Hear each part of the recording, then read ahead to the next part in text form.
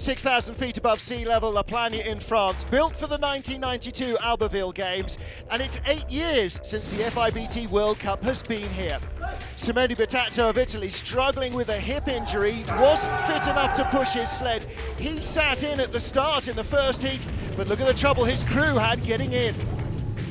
Well, not only could the Italians not get started, at the bottom of the track they couldn't get stopped. The train ran straight through the station. It was dangerous for the brakeman as well. He nearly fell out, and then the sled reversed back down. Everybody was safe, and they went on to the second heat. Thomas Florschutz of Germany was tied in a three-way battle for fourth after the first heat. As he came down, he accelerated away from Edwin van Kalker and Steve Holcomb to put himself in a solo lead.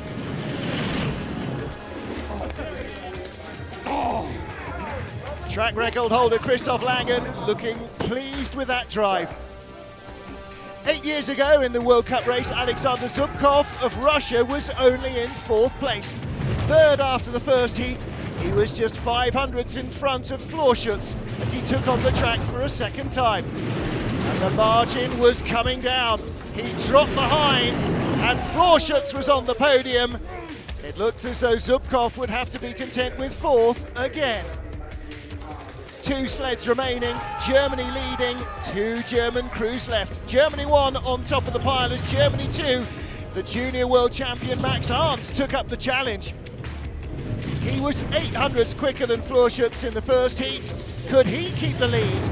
Little wave down at the bottom wasn't enough to deny him. He just stayed in front. 200ths of a second, says Christoph Langen. 1 to go, and it's another German. Germany 3 this time.